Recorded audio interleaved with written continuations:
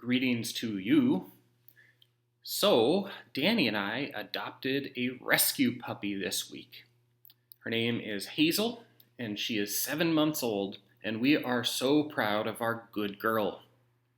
She's only really been home with us for 3 days, but it seems like she's learning our systems at an astonishing speed.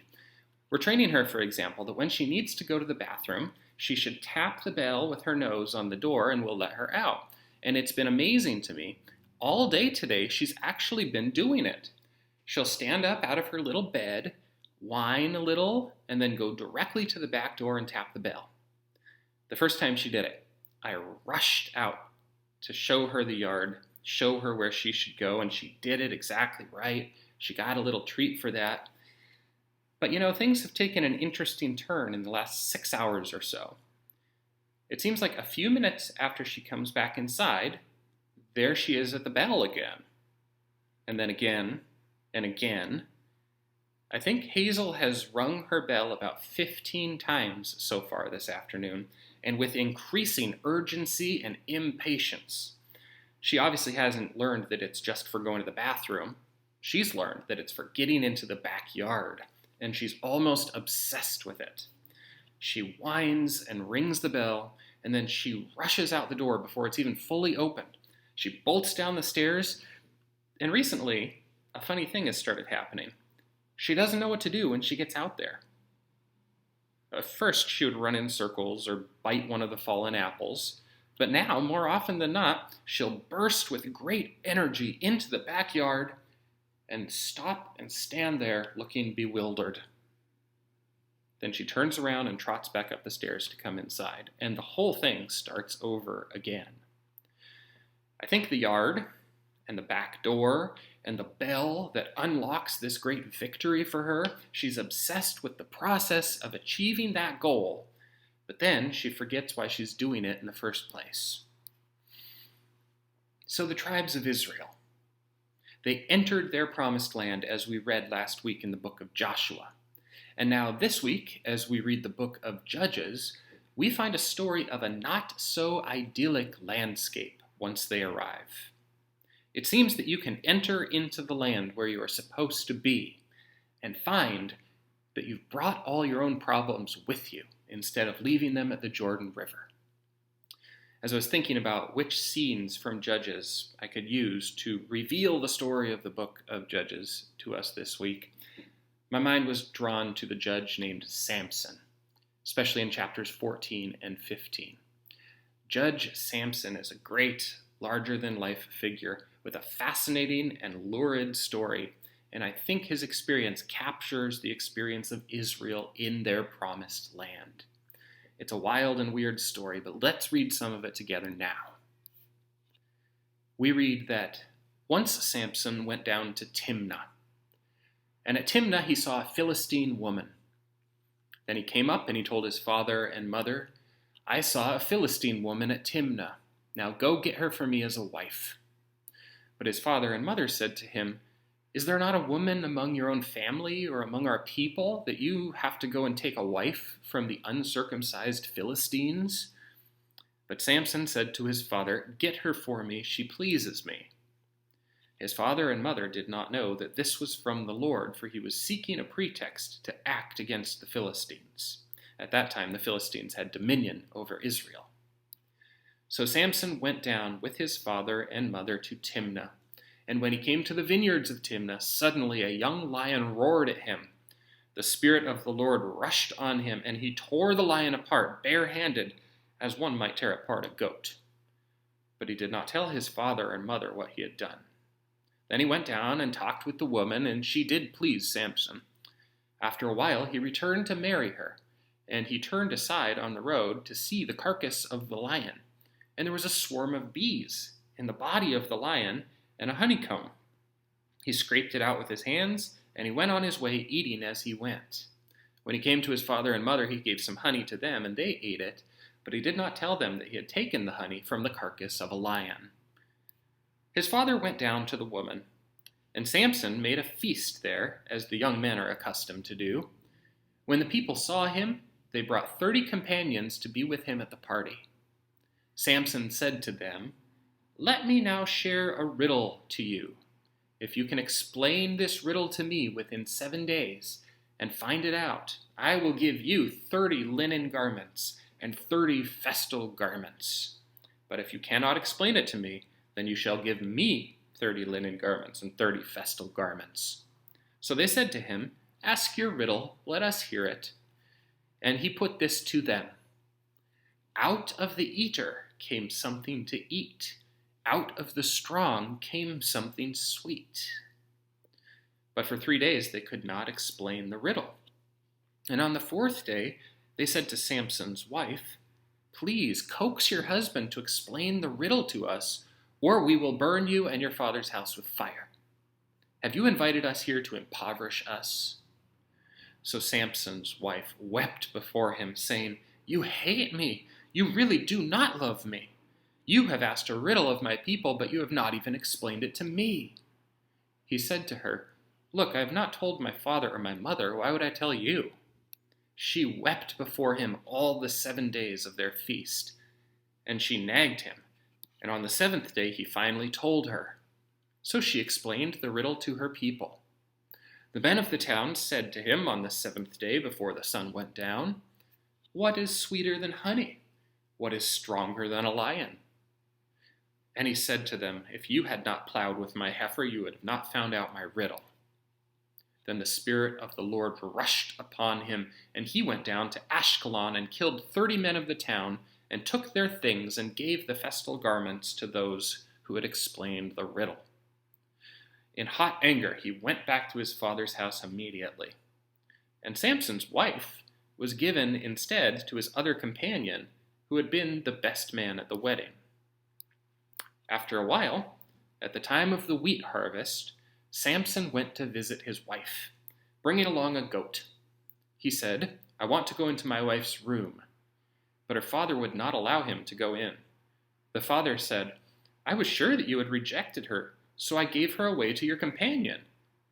After all, is not her younger sister prettier than she?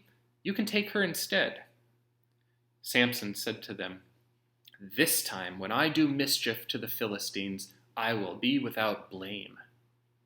So Samson went and caught 300 wild foxes, and took some torches, and he tied the foxes tail to tail, and put a torch between each pair of tails. When he had set fire to the torches, he let the foxes go into the grain of the Philistines, and they burned up the shocks and the standing grain, as well as the vineyards and the olive trees. Then the Philistines asked, Who has done this? And they said, Samson, the son-in-law of the Timnite, because he took Samson's wife and gave her to his friend. So the Philistines came up and burned her and her father. Samson said to them, If this is what you do, I swear I will not stop until I have taken revenge on you. He struck them down hip and thigh with a great slaughter, and he went down and stayed in the cleft of the rock at Etam. Then the Philistines came up and encamped in Judah, and made a raid on Lehi. The men of Judah said, Why have you come up against us? And they said, We have come to find Samson, to do to him as he did to us. Then 3,000 men of Judah went down to the cleft of the rock of Etam, and they said to Samson, Do you not know that the Philistines are rulers over us? What then have you done to us? And he replied, As they did to me, so I do to them. They said to him, Okay, we have come down to bind you, so that we may give you into the hands of the Philistines. Samson answered them, Swear to me that you will not attack me. They said to him, No, we will only bind you and give you to them. We will not kill you. So they bound him with 2 new ropes and brought him up from the rock. When he came to Lehi, the Philistines came shouting to meet him, and the Spirit of the Lord rushed upon him, and the ropes that were on his arms became like flax that had caught fire. His bonds melted off of his hands. Then he found the fresh jawbone of a donkey. He reached down and he took it, and with it he killed 1,000 men. And Samson threw away the jawbone. The place was called Ramath Lehi. But then he was very thirsty, and he called on the Lord, saying, You have granted me this great victory. Am I now to die of thirst from you and fall into the hands of the uncircumcised?" So God split open a hollow place at Lehi, and the water came from it. When Samson drank, his spirit returned, and he revived. Therefore it was named En-Hakkore, which is at Lehi to this day. And Samson judged Israel in the days of the Philistines for 20 years. This is a judge, which in ancient Israel meant something more like a tribal chief, a prominent leader among the people. But the stories that we actually read about this man's life depict nothing other than chaos. And that serves, I think, as a microcosm for the experience of Israel in the book of Judges. For 300 years, the people had been in their promised land, but they were never satisfied. They never were settled. Samson himself was a spirit-appointed chieftain. He was a person on whom God's favor rested, a person who actually had direct communication with the Lord. And yet his own story ends with his enemies gouging out his eyes, after which Samson uses his last bit of strength to pull down the support pillars, killing himself and everyone in the building. The story of Samson is the story of Israel in the promised land, and is the story of our own lives too, sometimes in our own quest for the fulfillment of our dreams. It's not enough just to long for a promised land. It's not even enough to enter a promised land. You know, every human being has dreams and desires. There is a place that we strive to arrive at. Every single one of us has a vision for where we would like to be in the future at some point. And that vision drives us to act, sometimes nobly and sometimes disreputably. But however it is that we personally work out that longing in our own lives, the one universal thing remains. We all have a promised land that we are trying to enter. We have some kind of a dream. We have a deeply held belief that if we can achieve this thing, we will finally be satisfied. When Joshua led the ancient Israelites into their land, he was ushering them into a life that they had longed for, they had dreamed of. All of their hopes had been placed in that day, in that place, on the day of their arrival into their home. This was to be the place of their salvation, their forever home. But even with God's own chosen people, even while literally occupying the place of promise, even God's people in their promised land can find themselves unsettled and unsatisfied even in the midst of their blessing. The story of Samson, as it is with the story of each of the tribes in this book, gives us some clues about what went wrong. You can enter the land, it seems. You can be right where God has promised you'll be, as it was for the Israelites, and you can still not find your peace if you're following the wrong script. Look at the experiences that were recounted in this story between Samson and his enemies, the Philistines. The stories are absurd and chaotic. They're nonsensical and dramatic at times. This was a mercurial leader, it would seem, a life out of control. There's no consistent plot line, just flailing encounters that often come with significant collateral damage to others. The story of Samson, the great leader of the people. Samson tells his parents to get a wife from the hills, but really he just wanted to start a war. He speaks about his great love for this woman, but it turns out he was playing games. He rips apart a mountain lion with his hands. He tells riddles, and then his wife weeps uncontrollably for the 7 days of their feast. He feels cheated by the people of this village, so he goes to people of this village and kills 30 of them to steal their things. He secretly torches the land under the cover of darkness.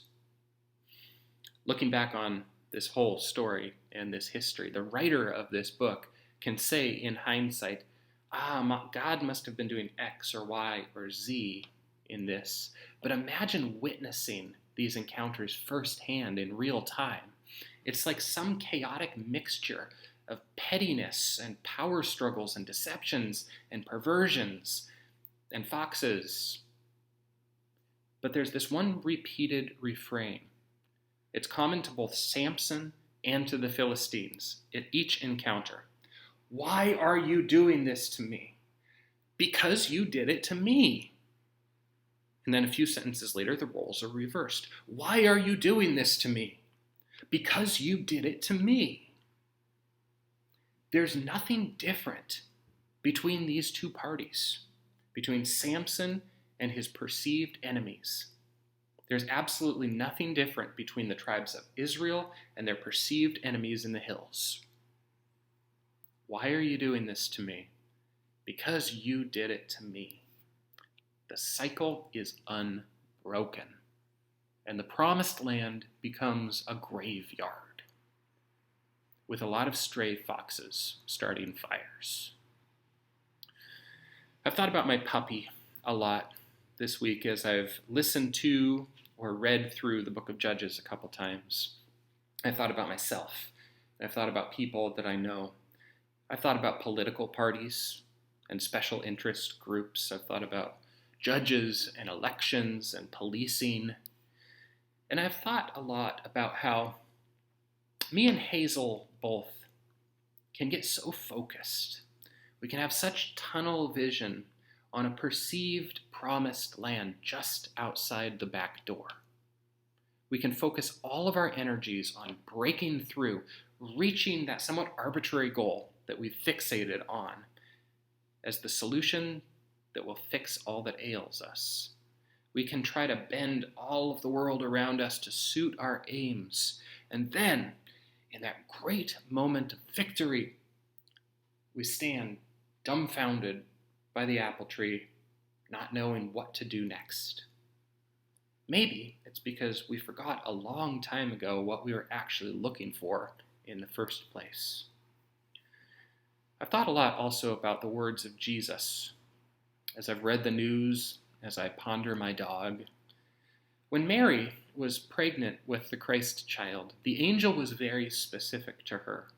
You are to call his name Joshua, Yeshua, the one who leads you into the promised land. And that is what Jesus does throughout his life, his teachings, and still to this day. He shows the deeper realities of the promised land that we're actually looking for, the one that God's people have missed for millennia. This is the Yeshua who said, "What good would it be for you to gain the whole world and yet lose your soul?" You see, the problem with our promised lands is that reaching a long dreamed of goal is not enough if you don't know how to live in the land. The people called Israel kind of provide a mirror for us to see ourselves a little bit more honestly, to recognize what are those dreams that we've sometimes sold our souls for, and to remember that no arrival will be sufficient for us if our cycles aren't broken first. Those ancient tribes lived by a code that said, "Why are you doing this to me? I'm going to do it to you." And they never found their rest. Jesus responds centuries later, "You have heard that it was said, an eye for an eye and a tooth for a tooth, but I say to you, do not repay evil with evil." It was also Jesus who said, "Remember that the kingdom of God is within you." Yes, it's out there on the horizon also. Yes, it will one day be a real physical place, a land flowing with milk and honey and a river of life and the healing of all nations.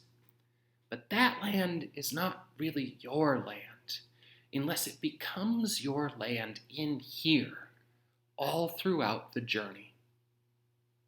And in this way, Christ keeps showing us the truer path, the deeper experience, and the most perfect promised land that we can orient ourselves toward, the land where we will one day finally arrive. But if all goes according to plan, when we arrive, we will look back and say, oh, this place was in me all along. Amen.